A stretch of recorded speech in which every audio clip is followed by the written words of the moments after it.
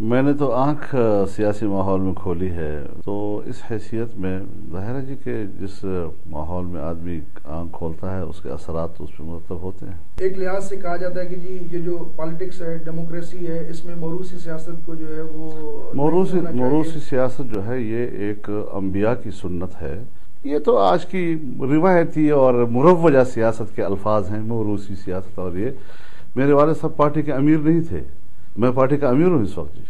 تو رہیں گے ماشاءاللہ؟ نہیں، جب تک جماعت چاہے گی۔ ہم ہر 3 سال کے بعد الیکشن کرتے ہیں۔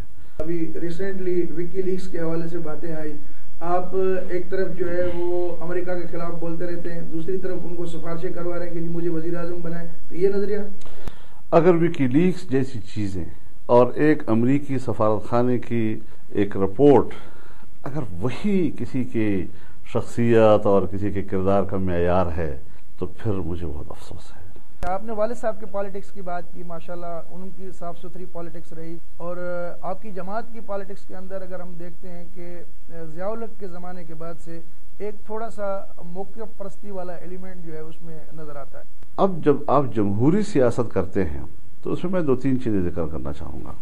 بنیادی بات یہ ہے کہ ہم اپنے نظریے، اپنے اہداف و مقاصد کے ساتھ کمیٹڈ ہیں۔ نمبر 1، اس کو ہم جمہوری راستے سے حاصل کرنا چاہتے ہیں۔ جب الیکشن ہوتا ہے تو ہر انتخاب کے بعد طاقت کا ایک نیا توازن سامنے آتا ہے۔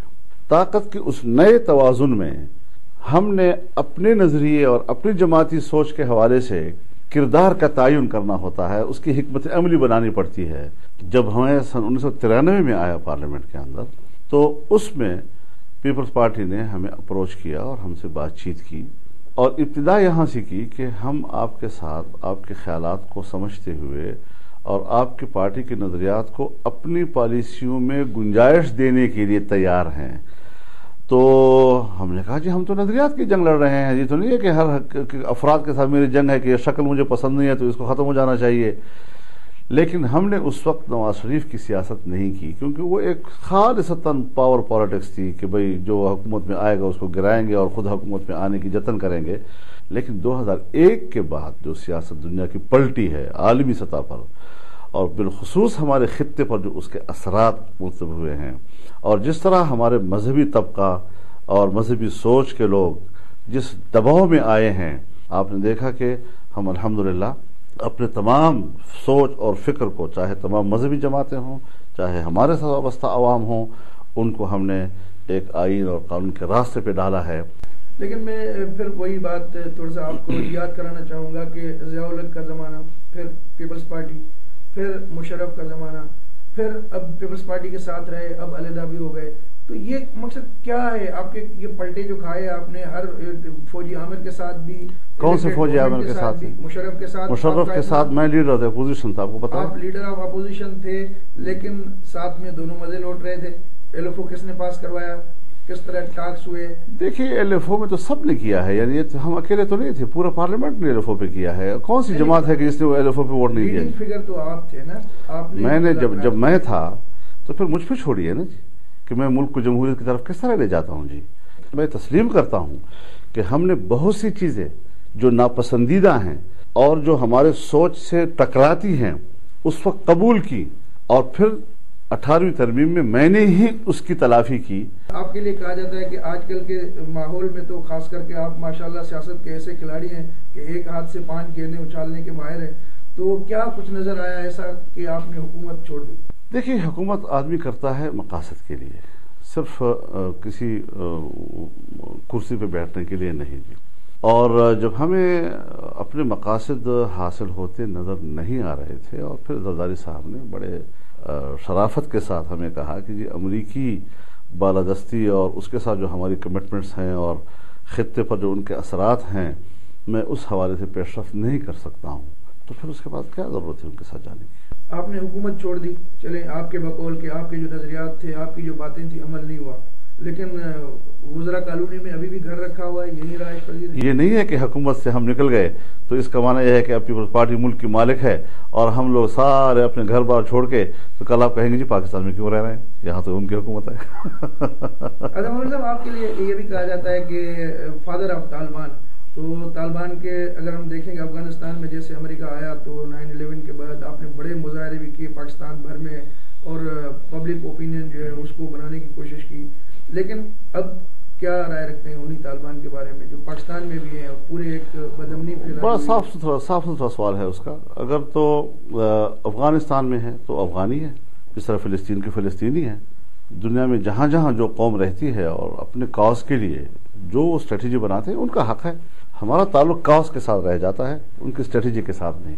لیکن جو پاکستان ہے یہ ہماری ٹیریٹری ہے، اس میں ہم اسلحے کی سیاست کے خلاف ہیں. لہذا پاکستان کے اندر اگر کوئی پاکستان کے فورسز کے ساتھ مسلح جنگ لڑتا ہے، ہماری جماعت کیا تمام مکاتب فکر وہ اس قسم کی طرز عمل سے لا تعلق اور برات کا اعلان کر چکے ہیں.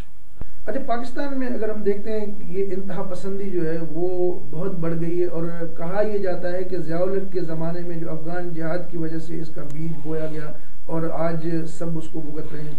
کیا آپ کو لگ رہا ہے کہ آئندہ 10 سالوں میں 15 سالوں میں یہ ختم ہونے کا کوئی امکان ہے، یا اس کو ختم کرنے کے لیے کیا اقدامات کیے جائیں؟ اب اگر امریکہ میں آپ قرآن کریم کو جلائیں، گوانٹانامو میں بھی آپ مسلمانوں کی آنکھوں کے سامنے قرآن کریم کی توہین کریں، آپ کسی جیل میں کتے چھوڑ دیں مسلمانوں کے اوپر اور ان کے زندگی میں ان کے جسم کو نوچیں، آپ شبرغان جیل میں لوگوں کو ننگا کر کے جی ان کے عورتوں سے ان کو پشتونوں کو اور اس افغان کلچر پہ ان کو پٹوائیں اور ننگا کر کے پٹوائیں، تو پھر رد عمل تو پیدا ہوگا نا جی. پھر آپ کہتے ہیں جی کہ وہ تو سب کچھ کریں، رسول اللہ صلی اللہ علیہ وسلم کے خاکے بھی شائع کریں، قرآن کریم کو بھی جلائیں، بیزت بھی کریں، گٹر میں بھی پھینکیں، کتے بھی چھوڑیں ان کے اوپر اور ساری تذلیل کریں، لیکن رد عمل میں برداشت ہونا چاہیے.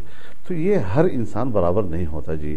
اس سے انتہا پسندی پیدا ہوتی ہے، انتہا پسندی پیدا کی گئی ہے، اور یہ جو ہمارے ملک کے اندر بھی پیدا ہوا ہے. ہم نے پہلے بھی ان سے کہا کہ اگر کوئی شریعت کی بات کرتا ہے پاکستان کے اندر اور اس کے لیے اسلحہ اٹھاتا ہے، ہم اس کو غلط کہہ دیں گے. کچھ لوگوں کا خیال ہے کہ سیاست اور مذہب دو مختلف چیزیں ہیں، اس کو علیحدہ ہی رکھا جائے، اور پاکستان کے جو آج بڑے مسائل ہیں اس کی ایک بڑی وجہ یہ بھی ہے کہ سیاست میں مذہب کو جو ہے داخل کیا. مذہب نے کون سی رکاوٹ پیدا کی ہے اور کون سی خرابی پیدا کی ہے؟ دیکھیے میں ایک بات واضح کر دوں آپ پر کہ پاکستان کی جتنی بھی مذہبی سیاسی قیادت ہے، قیام پاکستان سے لے کر سن 51 کے 22 اسلامی نکات سے لے کر آج کے MMA تک، انہوں نے ہمیشہ ہم آہنگی کی سیاست کی ہے، نفرتوں کی سیاست نہیں کی. لیکن سوسائٹی میں جو یہ فرقے موجود ہیں، ان کے درمیان تعصب پھیلانا، ان کے درمیان نفرتیں پھیلانا، ان کے درمیان جنگیں لڑانا، یہ پھر ہماری کبھی ایجنسیوں کی کارستانی ہوتی ہے، کبھی کسی حکومت کی ضرورت ہوتی ہے. تو آپ سمجھتے ہیں کہ پاکستان کی سیکیورٹی اسٹیبلشمنٹ یا ایجنسیز جو ہیں وہ بھی اتنی انوالو ہیں پالیٹکس کے اندر کہ اپنے مقاصد کے نتائج حاصل کرنے کے لیے وہ تیار رہتے ہیں؟ صرف انوالو ہی نہیں ہے بلکہ سیاست پر قبضہ ہے. تو یہ قبضہ چھڑانے کے لیے آپ سیاستدان متحد؟ ہاں، مسلسل جدوجہد کرنی پڑے گی اور اس کے لیے متحد ہونے کی بھی ضرورت ہے.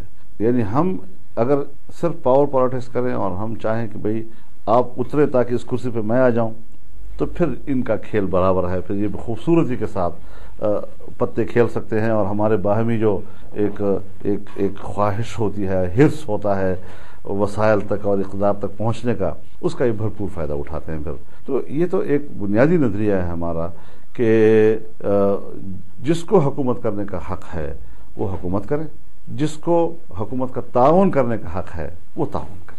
دوسرا یہ کہ آپ کے ماشاءاللہ انٹرنیشنل جو لیول پہ بڑا پوسچر ہے، بہت اسلامی ممالک سے اچھے تعلقات بھی ہیں، اور ماضی میں آپ کو بہت ساری اسکالرشپس بھی ملتی رہیں لیبیا سے، عراق سے، لیکن اکثر کہا جاتا ہے کہ جی آپ صرف پٹھانوں کو ترجیح دیتے ہیں.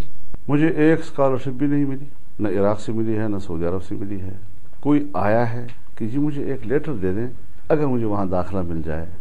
پھر میں نے یہ نہیں دیکھا کہ یہ الف ہے بے ہے، جی میں تعلیم ہے، طالب علم ہے، پڑھنا چاہتا ہے، لہٰذا میری سیاست میں یہ چیز ہے ہی نہیں. آپ سوالات پیدا کر کے میری سیاست پر حرف کیوں ڈالنا چاہتے ہیں؟ اور یہ ہے نا جی، آپ سوال جب کر دیا تو اس کا معنی ہے کہ آپ نے سننے والے کو ایک طرف تو لے گئے نا جی. ظاہر ہے میں انسان تو ہوں، کسی قومیت سے میرا تعلق ہو گئی، حسب نسب تو رکھتا ہوں جی. جو نیشنلسٹ ایلیمنٹ ہے وہ آپ کی ذات کے اندر موجود ہوتا ہے، اور کبھی کبھی وہ حاوی آ جاتا ہے مذہبی معاملات کے حوالے سے بھی. اس وقت تک تو نہیں آیا، خدا کرے کہ آئندہ بھی ایسی ہو۔ آپ نے انگریزی تعلیم بھی حاصل کی میٹرک تک، یا غالباً اس سے بھی زیادہ؟ وہ آپ ذرا بتا۔ میٹرک تک میں نے پڑھا، تعلیم حاصل کی، لیکن بعد میں آپ نے وہ چھوڑ دی اور دوسری طرف چل پڑے، کیوں؟ انگریزی تعلیم نہیں چل نہیں پڑا، میرا ہدف ہی یہ تھا کہ میں دینی علوم حاصل کروں گا۔ میں نے میٹرک تک پڑھا اور اس کے بعد میرا اپنا بھی یہی عزم تھا کہ میں نے ایک دینی علوم حاصل کرنے ہیں، اور اس میں میں نے الحمدللہ مکمل کیا اس کو۔ تو آج کہاں دیکھتے ہیں خود کو؟ کامیاب سیاستدان، کامیاب ایک مذہبی اسکالر؟ خیر بہرحال جی، میں اپنے بارے میں یہ دعوے تو نہیں کرتا کہ میں کوئی باکمال آدمی ہوں، اپنے بساط کے مطابق جو اللہ توفیق دیتا ہے، لیکن یہ بات تو کم از کم طے ہے کہ دینی مدرسے کا ایک طالب علم جو ہے وہ قومی سیاست میں اور بین الاقوامی سیاست میں کسی سے پیچھے نہیں ہے، ماشاءاللہ۔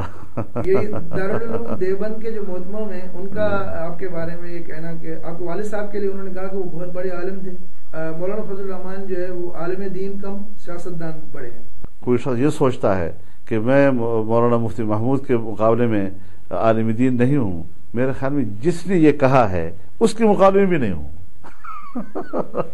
اس میں اگر ہم دیکھتے ہیں کہ مذہب کو بھی ایک لحاظ سے لوگوں نے کاروبار بنا دیا ہے، اب کوئی قبضہ کر کے مسجد قائم کر لیتا ہے، کہیں مدرسہ بنا لیتا ہے، کوئی اس طرح کا، تو یہ چیزیں آپ نہیں سمجھتے کہ یہ؟ اب دیکھیے، آپ کسی کو سرکار کے سطح پر، مملکت اور اسٹیٹ کی سطح پر روزگار تو مہیا نہیں کر رہے، اور اگر وہ شخص مسجد بناتا ہے، سوسائٹی کے ساتھ اس کا ایک رشتہ بطور امام کے، خطیب کے وابستہ ہو جاتا ہے، اور اس طرح ایک ہوائی رزق جو ہے اس کا ایک نظام بن جاتا ہے اس کے ارد گرد، تو اس پر بھی آپ کہتے ہیں کہ قدغن لگ جائے کہ وہ کمبخت جو ہے وہ بھوک مرتا رہے اور کسی سے کوئی کام، وہ بالکل کرے۔ لیکن جس طرح آپ نے دیکھا بہت سارے مثالیں موجود ہیں، اسلام آباد میں بھی لال مسجد والے ڈنڈا لے کے جو ہے، کوئی ڈنڈے والے نہیں ہیں، کہیں کوئی ڈنڈے والے نہیں ہیں، لال مسجد کا حوالے ہی نہ دیں، لال مسجد کا مسئلہ ہی کچھ اور ہے، اور کہیں پر پورے ملک کے اندر کوئی مسجد، کوئی مدرسہ ایسا نہیں ہے کہ جہاں پر نصاب کے علاوہ اور تعلیم کے علاوہ کوئی اور مقاصد وہاں پر پورے کیے جاتے ہوں۔ اب مدرسے سے باہر ایک فرد اپنے ذاتی خیالات کے حوالے سے اگر کسی ایک جہت پہ چلا جاتا ہے تو اس کا الزام مدرسے پہ کیوں لگایا جاتا ہے؟ مدرسہ تو مدرسہ ہے۔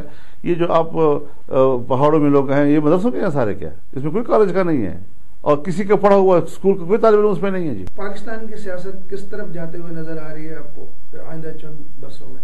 کیا یہ ڈیموکریٹک سسٹم جو ہے چلے گا، یا کہ اس کی پھر سے بساط لپیٹنے کی کوئی امکان ہے؟ دیکھیے، یہ پاکستان میں یہ سوال بڑا ایک مشکل سوال ہے۔